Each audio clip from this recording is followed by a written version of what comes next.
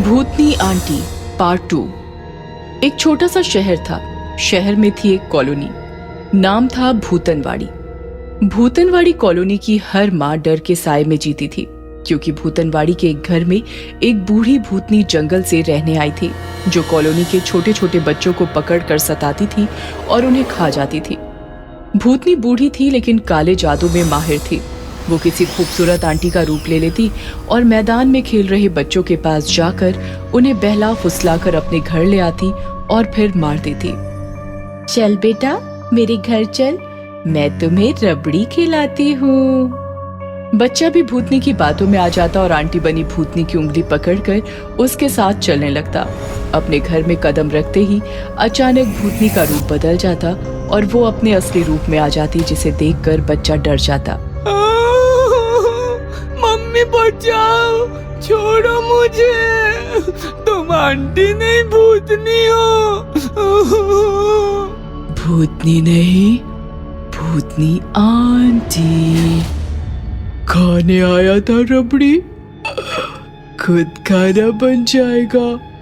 भूतनी aunty को पप्पी दे दे बेटा, और कितना चिल्लाएगा। नहीं, मैं तुम्हें पप्पी नहीं दूंगा, तुम बहुत गंदी हो, छोड़ो मुझे मम्मी। भक भक ना कर, मेरा भोजन बन, चल। इस प्रकार भूतनी की काली करतूतों से कॉलोनी में हाहाकार मच गया। लोगों ने बूढ़ी भूतनी के पास जाकर उसे काफी समझाया, लेकिन वो नहीं मानी। फिर लोगों ने तंत्र मंत्र का सहारा लिया, तांत्रिकों को उसके घर के सामने बिठाया, लेकिन दुष्ट भूतनी ने अपनी शक्तियों से तांत्रिकों को भी भगा दिया और वो अपनी मनमानी करती रही। इस प्रकार कॉलोनी का नाम भूतनवाड़ी पड़ गया। देखिए, अब इस कॉलोनी में रहना है तो बच्चों को लेकर घर में बंद रहो, नहीं तो कॉलोनी छोड़ दो। बस यही दो रास्ते बचे हैं बचने के लिए। बेचारे लोग कॉलोनी छोड़कर जाते भी कहां। उन्होंने अपने घर के दरवाजे सदा के लिए बंद कर दिए और डर के साए में जीने लगे। लोगों की सतर्कता से भूतनी भी परेशान हो गई, क्योंकि अब वो और बूढ़ी हो रही थी और उसे खाना मिलना भी मुश्किल हो गया था। ये क्या, लोगों ने तो दरवाजे बंद कर लिए, अब मैं कैसे जीऊंगी? लगता है अब दोबारा जंगल का रास्ता अपनाना पड़ेगा। तभी भूतनी ने देखा कि एक औरत अपने गोल मटोल बच्चे के साथ आ रही थी। अरे वाह, लगता है कॉलोनी में नए रहने आए हैं। बच्चा भी एकदम गुब्बारे की तरह फूला हुआ है। इधर सारे घरों के दरवाजे बंद देखकर बच्चा परेशान हो गया। मम्मी, बोलो गोलू। एजेंट कह रहा था अच्छी कॉलोनी है, लेकिन यहाँ तो सारे दरवाजे बंद है, कोई बच्चा नजर नहीं आ रहा। अब मैं खेलूंगा किसके साथ? तभी भूतनी रूप बदलकर उनके सामने पहुंच गई। आपका स्वागत है हमारी कॉलोनी में। ठंड की वजह से लोगों ने दरवाजे बंद कर रखे हैं। अरे वाह, आपका बच्चा तो बिल्कुल मेरे मोलू जैसा है। मेरा मोलू अभी अभी मैदान में खेलने गया है। मैदान का नाम सुनते ही गोलू खुश हो गया। थोड़ी देर बातें करने के बाद गोलू और मम्मी वहां से निकल गए और भूतनी खुश हो गई। आज तो पार्टी करूंगी। थोड़ी देर बाद फुटबॉल हाथ में लेकर गोलू मैदान में पहुंचा तो उसने देखा मैदान में उसकी उम्र का बच्चा खेल रहा था। ये देखकर गोलू खुश हो गया। तुम मोलू हो ना? मेरा नाम गोलू है, मेरे साथ खेलेगा? बिल्कुल खेलूंगा। फिर क्या, काफी देर दोनों खेलते रहे और खेलते खेलते थक गए। सारा पसीना निकल गया, प्यास भी लगी है। तो चलो मेरे घर, पानी पी कर आते हैं। तुम्हारा घर पास में ही है ना? तुम्हारी मम्मी मिली थी हमें, चलो चलते हैं। गोलू मोलू के पीछे चलते चलते उसके घर के सामने आ गया तो भूतनी आंटी बनकर खड़ी थी। आओ बेटा।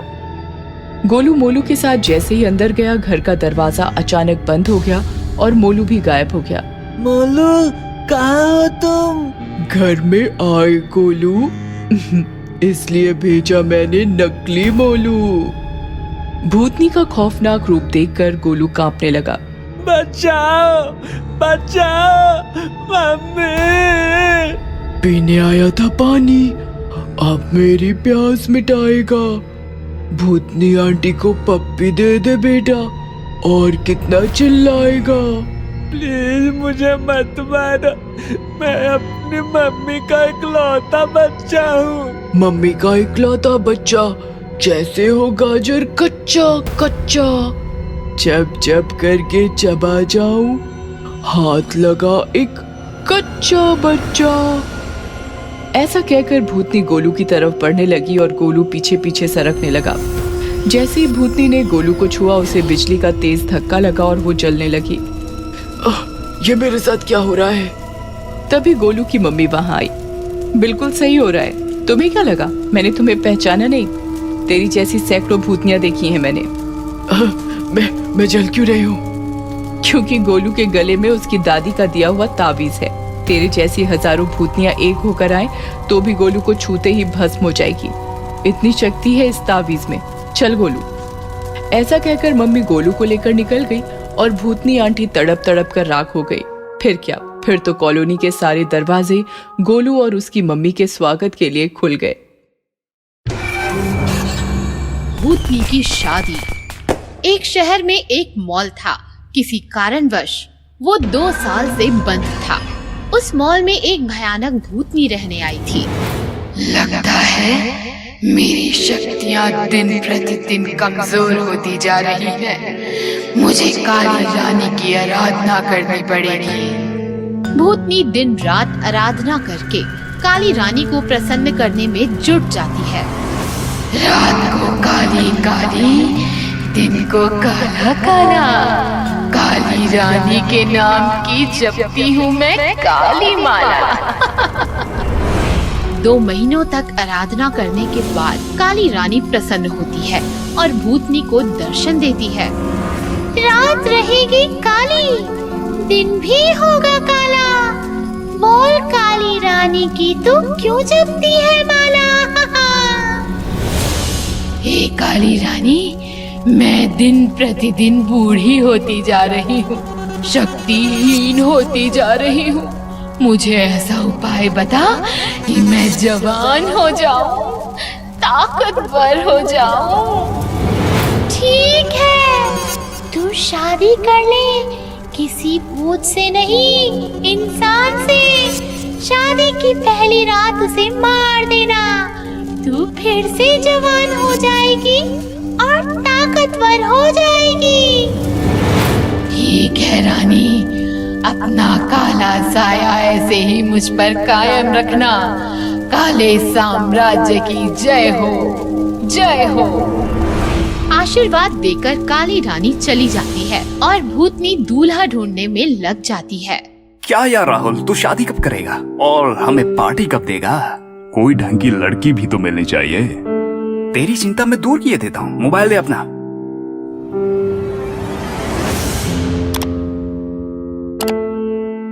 ये ले, मैंने इसमें एक डेटिंग ऐप डाल दिया है और तेरी प्रोफाइल भी बनवा दी है। देखना, लड़कियों की लाइन लग जाएगी। अरे यार, ये देख, कोई ईशा नाम की लड़की है, उसका मैसेज आया है और उसने मुझे डेट पर भी बुलाया है। कहाँ बुलाया है? City mall. अरे भाई, फिर तो तुझे बहुत प्राइवेसी मिलेगी वहाँ। वो सिटी मॉल तो 2 साल से बंद पड़ा है। मैं अभी निकलता हूँ। राहुल अपनी कार लेकर सिटी मॉल पहुंचता है। मॉल के सामने ईशा उसका इंतजार कर रही होती है। हाय ईशा। नहीं, मैं शादी से पहले किसी भी मर्द को नहीं छू सकती। जैसी तुम्हारी मर्जी, लेकिन तुमने मुझे इस मॉल में क्यों बुलाया है? हम किसी बड़े से होटल में मिल सकते थे। ये मॉल मेरे पिताजी का है। होटल में बहुत शोर रहता है, लोग रहते हैं, मुझे वहाँ कंफर्टेबल महसूस नहीं होता। मुझे प्राइवेसी चाहिए। Okay, no problem. चलो अंदर चलते हैं। दोनों मॉल के अंदर चले जाते हैं। ये मॉल बंद क्यों है? मेरे पिताजी के बहुत सारे बिजनेस हैं। वो अकेले इस मॉल को नहीं संभाल सकते, लेकिन अब ये मॉल फिर से शुरू करना चाहते हैं। मैं उनकी इकलौती बेटी हूँ, इसीलिए जो मुझसे शादी करेगा ये मॉल उसे ही मिलेगा। सच में? मुझे घुटन हो रही है। अब मैं ज्यादा देर इस नकली रूप में नहीं रह सकती। मुझे जल्द ही इसे शादी के लिए प्रपोज करना होगा। क्या सोच रही हो ईशा? मुझसे शादी करोगे राहुल? ये सुनकर राहुल खुश हो जाता है और ईशा के दोनों हाथों को थाम लेता है। हाँ ईशा, मैं तुमसे शादी करूंगा। ये क्या किया तुमने राहुल? क्या हुआ? राहुल के हाथ पकड़ते ही ईशा भूतनी के रूप में आ जाती है। ईशा का ये रूप देखकर राहुल कांपने लगता है। भूत, भूत। हाँ, मैं भूत हूँ। मैं तुमसे शादी करना चाहती हूँ। अगर तुमने मुझसे शादी की तो तुम्हें जो चाहिए वो मिलेगा, पैसा, गाड़ी, बंगला, सब कुछ। अगर तुमने मना किया तो मैं तुम्हें मार दूंगी। मैं तुमसे शादी नहीं करूंगा, मैं जा रहा हूँ। ऐसा कहकर राहुल भागने लगता है। बाहर आकर कार से तेजी से निकल जाता है। थोड़ी दूर आने के बाद बच गया। तभी उसे आवाज आती है, राहुल देखता है तो उसके बगल में भूतनी बैठी होती है। राहुल जोर जोर से चिल्लाता है और उसकी कार एक ट्रक को टकरा जाती है। भूतनी हंसते हुए आसमान में उड़ जाती है। इस प्रकार डेटिंग ऐप से भूतनी बहुत से लड़कों को अपने जाल में फंसाती है और उनके मना करने पर उन्हें मार देती है।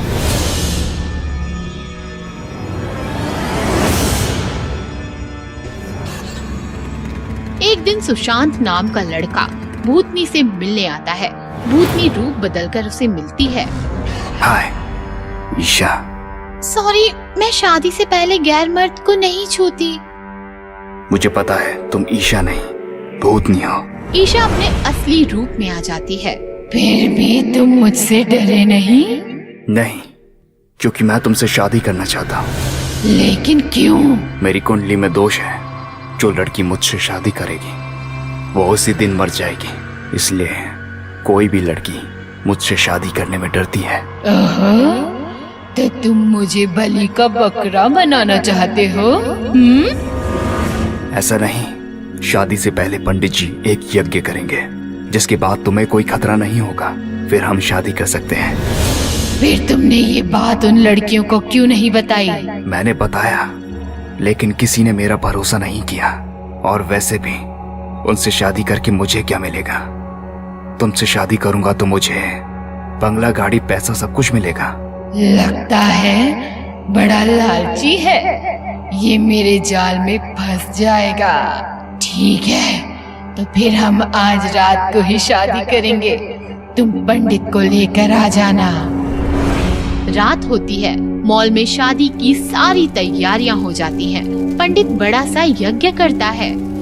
यज्ञ संपन्न हुआ। अभी यह जल कन्या को प्राशन करवा दीजिए, जिससे कन्या संकट मुक्त हो जाएगी। ये लो, पियो इसे। इसे पीने से सारा खतरा टल जाएगा और फिर हम शादी करके नया जीवन आरंभ करेंगे। बेवकूफ कहीं का, इसे पता नहीं शादी के बाद तो इसका जीवन समाप्त हो जाएगा। भूतनी वो जल पी लेती है। जल पीने के बाद वो जलने लगती है। ये क्या? मैं जल रही हूँ, मैं जल रही हूँ। मुझे धोखा धोखा धोखा। धोखा तो तुमने मेरे भाई को दिया था। कौन हो तुम? मैं उसी राहुल का भाई हूँ जिसे तुमने धोखे से मारा था। मैं उन सारे लड़कों का बदला लेने आया हूँ जिन्हें तुमने बस अपने स्वार्थ के लिए मार डाला। बचाओ बचाओ, मुझे बचाओ, मुझे बचाओ। इस तरह सुशांत की होशियारी की वजह से भूतनी के सारे काले इरादे नाकाम हो जाते हैं। भूतनी जल के मर जाती है और शहर से खतरा टल जाता है। भूतिया क्लासमेट। कहानी है पूना की। आयुष पूना के डी.के. पाटिल कॉलेज में फर्स्ट ईयर में पढ़ता था। उसका 12वीं तक का पूरा एजुकेशन भी डी.के. पाटिल कॉलेज से ही हुआ था। आयुष IAS बनना चाहता था और कॉलेज की लाइब्रेरी में दिन रात पढ़ता था। एक दिन आयुष ने लाइब्रेरियन से पूछा, टाइम्स ऑफ इंडिया कहाँ है? मुझे मिल नहीं रहा। शायद कोई लेके गया है। आयुष चौंक गया क्योंकि उसके अलावा टाइम्स ऑफ इंडिया पढ़ने वाला कॉलेज में कोई दूसरा नहीं था। आयुष दूसरा न्यूज़पेपर उठाकर अपनी जगह बैठ गया। तभी उसका ध्यान गया कि उसके साइड में बैठा एक लड़का टाइम्स ऑफ इंडिया पढ़ रहा था। आयुष ने लड़के से पूछा, आईएएस की तैयारी कर रहे हो? हाँ, क्या नाम है तुम्हारा? मेहुल, फर्स्ट ईयर में पढ़ता हूँ। अरे फिर तो हम क्लासमेट्स हैं। पहले कभी देखा नहीं तुम्हें। 12वीं तक कहाँ थे? इसी कॉलेज में था, मैंने देखा है तुम्हें। क्या बात कर रहे हो यार, मैंने तो तुम्हें कभी नहीं देखा। इस प्रकार दोनों बातें करते गए और जल्द ही अच्छे दोस्त बन गए। फिर दोनों रोज दिन रात एक साथ लाइब्रेरी में पढ़ने लगे। एक दिन आयुष कॉलेज कैंटीन में अपने दोस्त नेहा और वरुण के साथ था। क्या लाइब्रेरी में दिन रात पढ़ाई करते हो? अकेले बोर नहीं होते? मैं अकेला थोड़ी रहता हूँ, मेहुल भी तो रहता है। कौन मेहुल? अरे वो जो मेरे बगल में बैठता है, अपना क्लासमेट है, मेरे साथ हर लेक्चर अटेंड करता है। मैंने तो तुम्हारे साथ कभी किसी मेहुल को नहीं देखा। क्या कह रही हो? रुको, मैं अभी उसे यहाँ बुलाता हूँ। आयुष ने मेहुल को कॉल लगाया तो मेहुल का मोबाइल स्विच ऑफ था। आयुष परेशान हो गया तो नेहा बोली, ठीक है बाबा, होगा कोई मेहुल। वैसे भी मेरा ध्यान मेहुल पर नहीं, वरुण पर रहता है। ऐसा कहकर नेहा वरुण से लिपट गई और आयुष भी फ्री हो गया। एक रात आयुष और मेहुल लाइब्रेरी में पढ़ाई कर रहे थे। रात बहुत हो चुकी थी। लाइब्रेरियन को नींद आ गई और उसने आयुष से कहा, भाई आयुष, अब लाइब्रेरी तुम ही संभालो, मैं चला। तुम्हारा हो जाए तो नीचे चपरासी को ताला लगाने को बोल देना। लाइब्रेरियन चला गया और आयुष मेहुल के साथ फिर से किताब में खो गया। पढ़ते पढ़ते अचानक आयुष का ध्यान मेहुल की किताब पर पड़ा तो वो चौंक गया, क्योंकि वो किताब बिल्कुल कोरी थी। आयुष ने मेहुल की किताब छीन ली और उसके पन्ने पलटे तो किताब में एक भी अक्षर नहीं था। किताब पूरी कोरी है और तुम 2 महीनों से यही किताब पकड़े बैठे हो। चक्कर क्या है भाई? ऐसा कहकर आयुष ने अपने बगल में देखा तो मेहुल वहां था ही नहीं। ये देखकर आयुष काफी डर गया। मेहुल कहाँ गायब हो गया? नेहा भी कह रही थी उसने मेहुल को कभी देखा नहीं। लाइब्रेरियन भी लाइब्रेरी की जिम्मेदारी मुझे दे गया। वो मेहुल को भी तो दे सकता था। क्या इन लोगों ने मेहुल को कभी देखा ही नहीं? क्या मेहुल सच में नहीं है? ये किताब, ये मेहुल का गायब होना, ये सब क्या है? अचानक लाइब्रेरी की सारी लाइट चली गई और आयुष और ज्यादा डर गया। उसने अपनी आंखें बंद कर ली और लाइट का वेट करने लगा। अचानक लाइट आ गई। आयुष खुश हो गया। उसने आंखें खोली, लेकिन जब उसने बगल में देखा तो उसका दिल दहल गया। उसके बगल में मेहुल का डरावना भूत बैठा था। मेहुल, ये सब क्या है? मेहुल नहीं, मेहुल का भूत। और यह जो तू देख रहा है इसके जिम्मेदार और कोई नहीं, बस तू है। मैंने क्या बिगाड़ा है तुम्हारा? तुमने मेरी जिंदगी बर्बाद कर दी। याद कर वह 1 साल पहले की HSC एग्जाम जिसमें तुमने एक लड़के को चीटिंग करते पकड़ा था। ये सुनकर आयुष 1 साल पीछे गया तो उसे बायोलॉजी का एग्जाम याद आया। सर, ये चीटिंग कर रहा है। ए, चल खड़ा हो जा। Sorry sir, extremely sorry sir. 2 minute के अंदर निकल जा यहाँ से, नहीं तो HSC एग्जाम से रस्टिकेट हो जाएगा। जानता है एग्जाम हॉल से बाहर आते ही मैंने क्या किया? तू कैसे जानेगा? तू तो एग्जाम में बिजी था। मैं बिल्डिंग से नीचे कूदकर मर गया और अब तुम्हें मारने आया हूँ। देखो मेहुल, माना कि गलती मेरी है, पर तू भी तो गलत था ना। चीटिंग कर रहा था। चीटिंग गलत है। नहीं, अब मैं जो करने जा रहा हूँ वो गलत है। ये सुनकर आयुष डर गया। क्या करने वाला है तू? मेहुल ने आयुष का गला पकड़ लिया और उसे खिड़की से बाहर फेंक दिया। आयुष लाइब्रेरी के 5वें मंजिल से जमीन पर गिरते ही मर गया और मेहुल लाइब्रेरी की खिड़की से उसकी लाश को मुस्कुराते हुए देखता रहा।